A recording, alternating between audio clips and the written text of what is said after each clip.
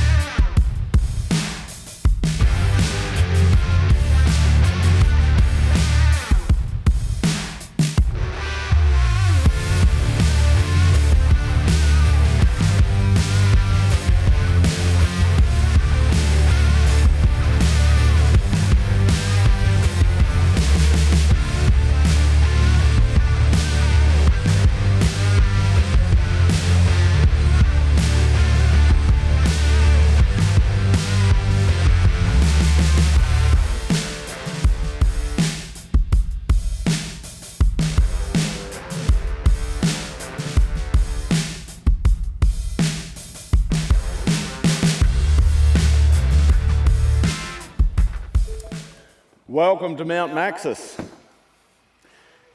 Have you ever been out four-wheel driving and gone, I don't think my four-wheel drive is capable of driving obstacles like what I've just done. I reckon my car would roll over. I reckon I'd break it in half. Have you ever had those sort of thoughts? Have you maybe even thought, I actually don't think I would have the skills to drive my four-wheel drive over this sort of terrain? All of those questions are very familiar to me. I remember the first four-wheel drive I had. Now, this was something special. It was a 1982 Holden Jackaroo two-door. It was the biggest piece of junk out there. It was hopeless.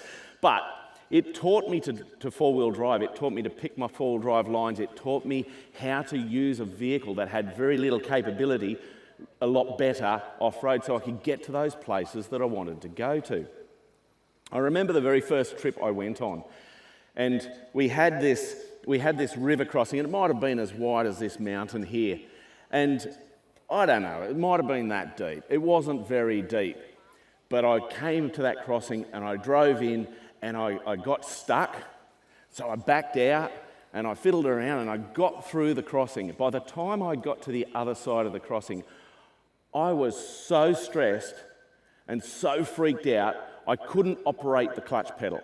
I was shaking like this and I had to sit in the car just doing that. That was my first experience off-road. Now, 30 years later, I've been four-wheel driving across the world and things like this don't really stress me out at all because I'm used to it. But the difference is not because I'm something special. I'm not. It's just that I've got skills that I want to impart to you guys. That way, when you go off-road, you'll have the skills so that you can drive obstacles in a way that doesn't beat on your four-wheel drive. It makes sure that you can get to the campsite at the end of the track that you've heard about, light a fire, crack a beer, have a great weekend with your mates, and you're not on the trail fixing your junk, because I hate doing that. So what we're going to do now, a little bit about the vehicle, just so you know how this is set up. This is a relatively stock Ford Ranger, and I've intentionally got the vehicle built to this standard because I want it to be much like the vehicles that a lot of you would be driving out there on the trail. So it's got a diff lock in the back, which is the factory unit. It's got a little bit of suspension, but nothing special. And it's got a set of Maxis Razor tyres, which I've got aired down to 18 PSI. So that's a very common, basic sort of vehicle setup. Obviously, we can go a lot more than that with vehicles, but that's where we're starting on this, with this today. Now, the first technique that I want to talk to you about is what I call follow the water. You see, Mount Maxxis here was built, evolved out of this massive mountain over millions and millions of years. It just eroded away into this perfect mountain for four-wheel drivers. And this gully formed with all of those storms over the millennia and just carved out this route that's just perfect for an Instagram photograph. All right, it's one of those ones where you're going to be able to drive up, you're going to get a big wheel lift, you're going to be able to flick rocks out for days and break your four-wheel drive. This is perfect for that. Now, you might find, all of that's a bit of a joke, but hey, you might find that you're out on the trails and you will commonly come across a gully like this where water has eroded out a gully. And you'll see people driving a gully like this and they're going to be getting wheels off the ground and wheels spinning and all of that. But you can actually drive a gully like this with none of that happening if you use follow the water technique. So what I'm going to do, I'm going to jump in the car and show you what we see a lot of the times. Now, sometimes people are just wanting a cool photo of their car. I get that, that's fair enough. But if you just want to get to the campsite, then that's probably not how you want to drive. So the first thing we're going to do is I'm going to demonstrate how we see the photo opportunities being done. Now, we've got this vehicle set up so that you can see me. I'm talking to you now. We've got a pedal camera down here, so you can see my pedals, and I want you to watch that because I use a left foot braking technique which really plants the vehicle and makes it stable and controllable and predictable. And then we've got the camera behind me here which gives you a nice point of view of what I'm driving. So we'll go into drive, diff lock out, handbrake off, got my seatbelt on, and we will go for a fairly typical sort of drive that we'll see out there on the trails. A little bit of speed, get to here, wheel spin lots there. Okay, flicking dirt everywhere. That's a good way you're going to brake your vehicle. And I didn't even get up a hill. So we'll come back down. When that doesn't work, this is usually what we see the next approach or strategy is to get up the hill. It's the full noise approach. It's the right foot all the way to the floor and send it.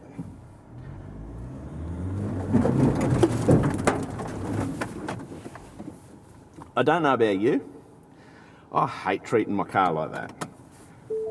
It's just not cool in my book. I don't want to treat my vehicles in a way like that because I'm going to break things. And breaking things out on the trail is always going to be expensive. So let's go to follow the water technique.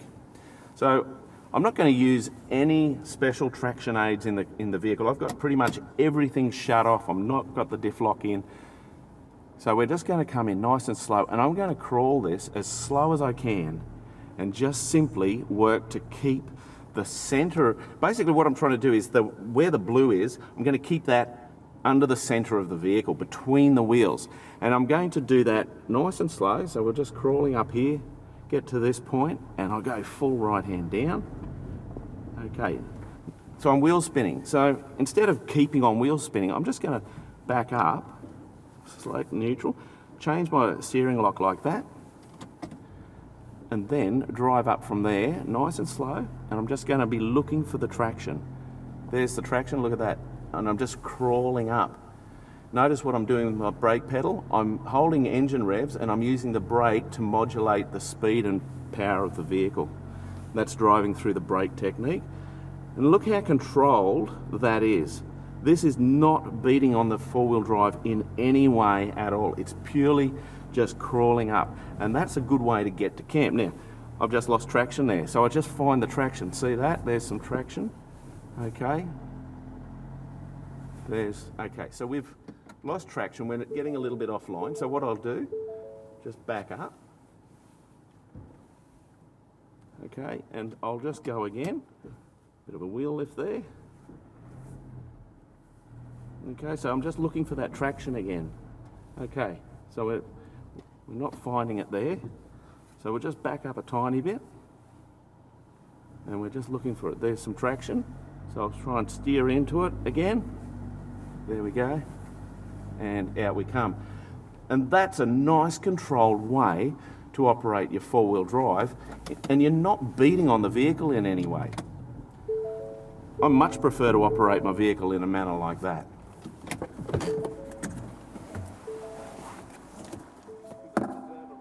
Pause, do you think? No? Okay. Two people, thank you very much. Okay, thanks guys. Look, on my YouTube channel, Mad Four-Wheel Drive, I'm all about educating and helping people get out there and wheel well. And I want to teach people exactly what I'm showing you here now, techniques that you can use off-road so it helps you get to the campsite you want to get to. And one of the things that we're going to be doing in the near future is we're going to be creating what I believe to be the world's first online four-wheel drive training course. And if you'd like to register for that, you're going to get some free and exclusive videos, training videos. Scan the QR code up there, and we will, when those videos come out, we will send them to you. The next obstacle I want to talk about is these rock steps here. So I'll jump in the car and try and work out how I'm going to get down this thing, and then we'll get into the rock steps. So, all right, I don't know what I'll do here.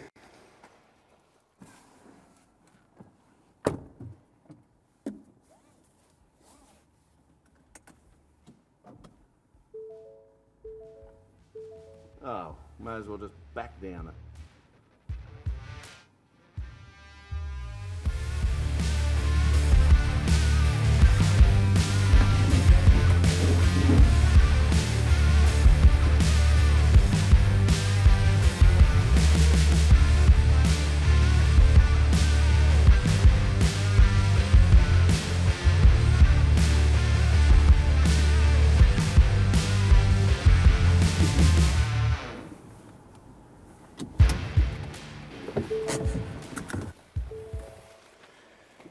That seems a fairly sensible way to come down a climb like that. That's 38 degrees if you wanted to know.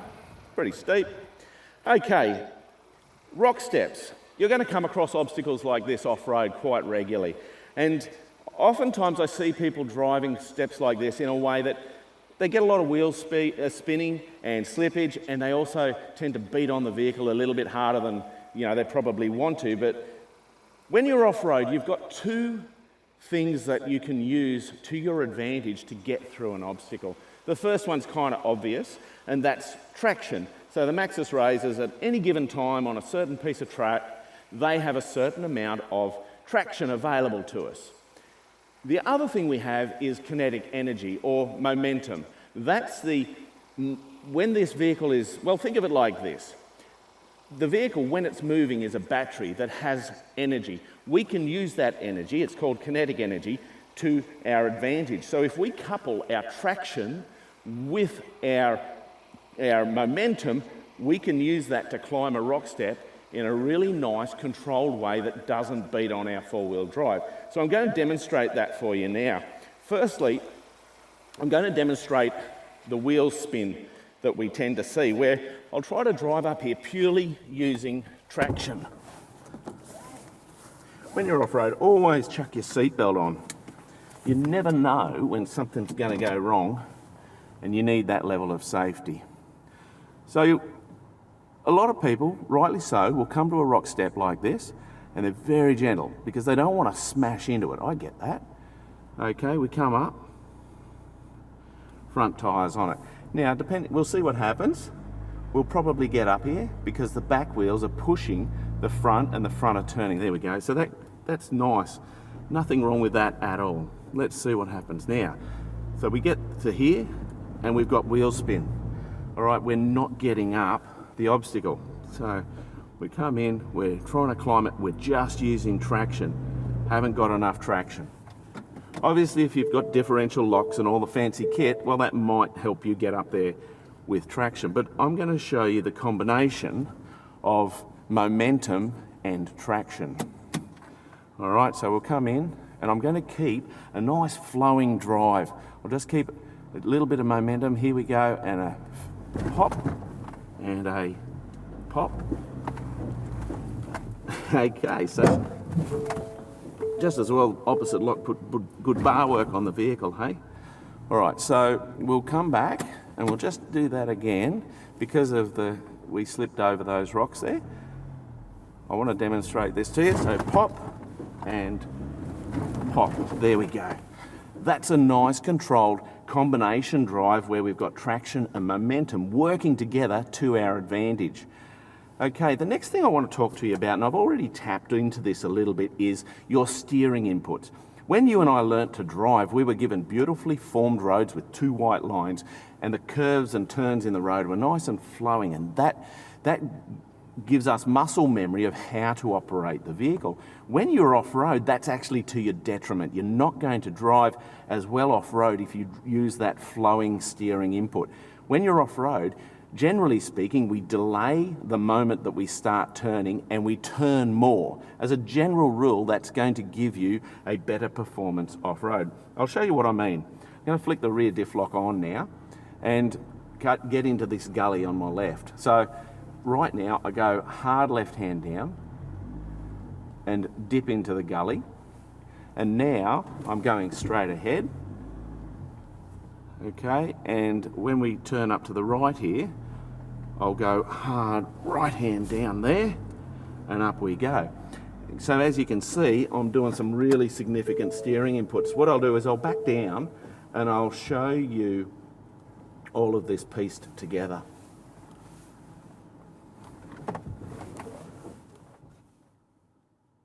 You can see the side angles that I'm getting in the vehicle on Mount Maxxis. And then you might think that the vehicle's going to roll over. The vehicle is completely stable in all of this. The only time that would be different would be if you had a roof rack that was loaded up with a rooftop tent or something like that, and you get that top heavy weight. That's not going to work for you. So far we've talked about a few different techniques. We've talked about follow the water. We've talked about using our traction and momentum to get us through. And I've touched on the whole left foot braking and driving through the brake control. I'm going to bring all of those elements together and drive up Mount Maxxis for you. So we're in drive. I've turned the diff lock off and we're going to do a nice flowing drive. And this is the sort of drive I would expect you to do if you just want to get to camp. So there's a nice momentum. We're just keeping a nice feed of power on there, using the brake to modulate, and how easy was that? Does that deserve a round of applause? Thank you so much. I'm going to just turn around out the back here. I'll smash into this vehicle there because I've got a good bull bar. All right, there were some groans from the back stalls then. All right, we'll I want to show you another technique that you'll be able to use off-road, because I see a lot of people when they're off-road getting this, well, not using it, to be honest. So I want to demonstrate this for you. So I'll just jump out.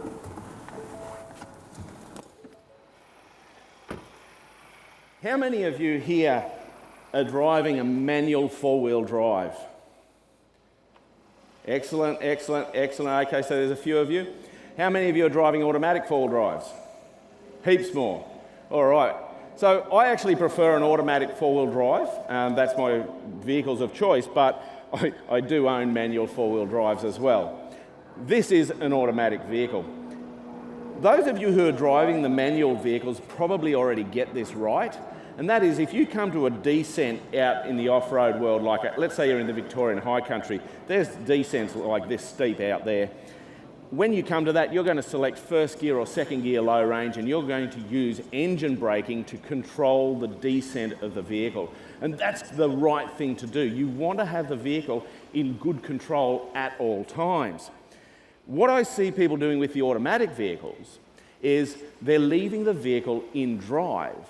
Now what that does is means that the gearbox is always going to be in a much higher gear. So it might be in second, third or fourth gear low range. That means you don't have the engine helping you descend the climb. Therefore, you don't have as much control of the vehicle as you should. So, in an automatic vehicle, they generally have a manual mode, sports mode, select, whatever they want to call it, but it's where you can choose the gear you should be in. And that's the technique you should use in your automatic vehicle. So in this vehicle, I'll jump back in. It's got a 10-speed automatic. So it's got a manual mode, and then we can select first gear, low range. And when we select first gear low range in this vehicle, even though it is an automatic, we will get really good engine control and descent. So as I go down this, I'm going to use follow the water technique. I'm going to use my left foot braking to modulate the speed of the vehicle down here. But most of this is going to be done with engine braking. I haven't got hill descent on or anything like that. So I'm using follow the water because that keeps my tyres on the ground. And look how controlled this descent is. Really, really nice and controlled. And that's what you want off-road. So I was barely touching the brake pedal in all of that manoeuvre. I want to show you something now, which you've heard me talking a couple of times, and some of you probably already know what this is, but it's to do with the diff lock. So I've just got to find the right spot on the mountain here, on the mound. There's usually a spot somewhere about. Okay, so somewhere here, yeah. So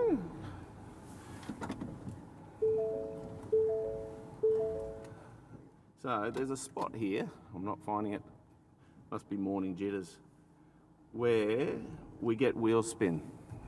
I know what the problem might be.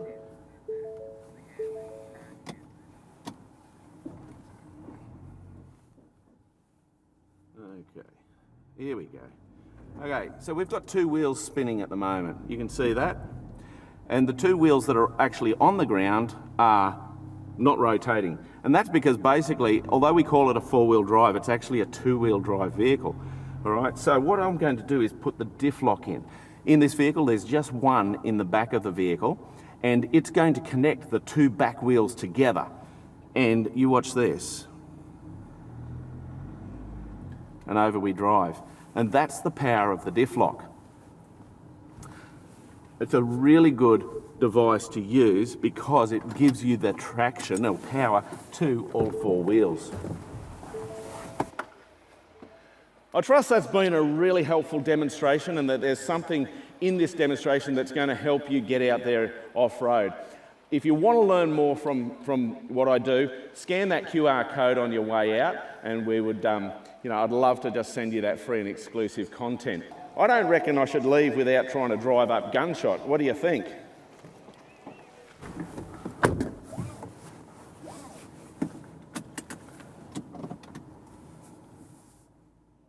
So to do a climb like this, I've selected low range and I've got the diff lock in, and I'll drive up to it and I feed a little bit of power right there and up we climb.